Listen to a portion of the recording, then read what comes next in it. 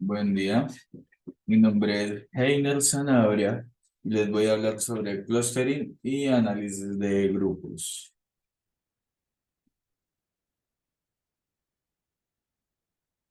En este video encontraremos varios puntos de los cuales les voy a hablar. Lo que es introducción al clustering y análisis de grupos, tipos, métodos de evaluación, aplicaciones, ventajas y desventajas y conclusión. Introducción al clustering. Bueno, el clustering y análisis de grupos es una técnica de aprendizaje no supervisado que se utiliza para encontrar patrones en datos no etiquetados. Es útil en una variedad de campos, desde la biología hasta el marketing, donde los datos pueden ser demasiado complejos para ser analizados por humanos. El objetivo del clustering es agrupar objetos similares en grupos, mientras que el objeto de análisis de grupos es identificar características comunes entre los grupos. Estas técnicas pueden ayudar a descubrir relaciones ocultas en los datos y a tomar decisiones informadas. Tipos de clustering. Existen varios tipos de clustering, pero los dos principales son el clustering jerárquico y el clustering K-means. El clustering jerárquico crea una jerarquía de grupos en la que los grupos más pequeños se combinan para formar grupos más grandes. El clustering K-means divide los objetos en un número fijo de grupos, minimizando la distancia entre los objetos dentro de cada grupo. Otro tipo de clustering es el clustering basado en densidad, que que encuentra áreas de alta densidad de objetos y las considera como grupos separados. También está el clustering espectral, que utiliza la teoría de grafos para encontrar grupos basados en la similitud entre objetos. Métodos de evaluación.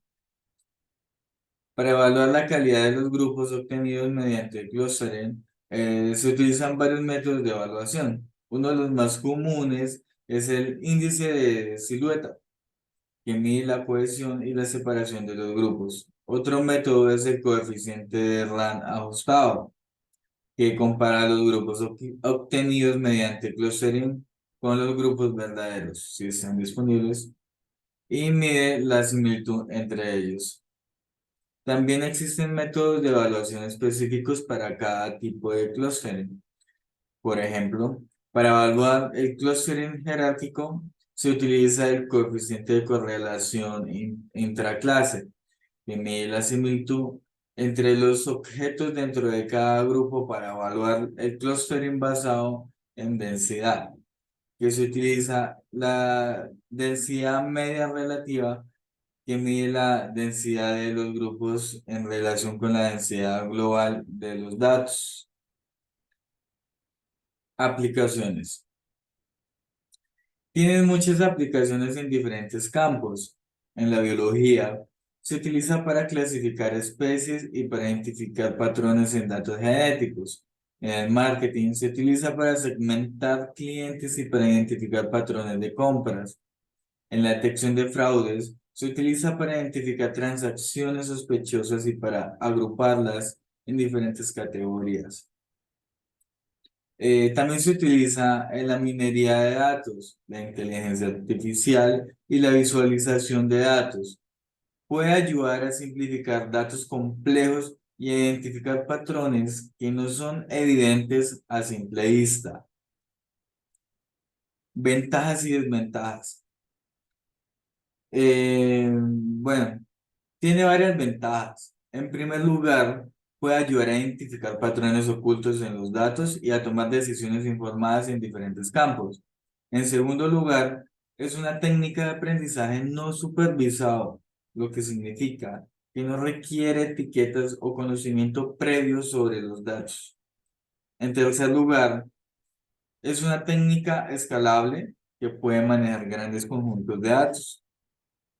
Mm. Sin embargo, también tiene algunas desventajas. En primer lugar, puede ser difícil determinar el número óptimo de grupos en el clustering. En segundo lugar, los resultados de clustering pueden variar dependiendo de los parámetros utilizados. En tercer lugar, el clustering puede ser sensible a valores atípicos y a datos ruidosos. En conclusión, es una técnica de aprendizaje no supervisado que puede ayudar a identificar patrones ocultos en los datos y a tomar decisiones informadas en diferentes campos.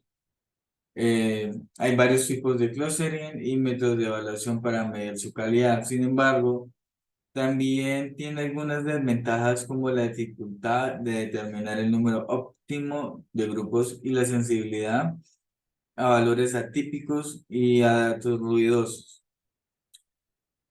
A pesar de sus limitaciones, el clustering y análisis de grupos sigue siendo una herramienta valiosa en la minería de datos y la inteligencia artificial.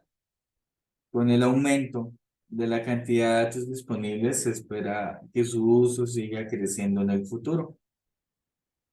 Eso es todo por hoy sobre el clustering y muchísimas gracias.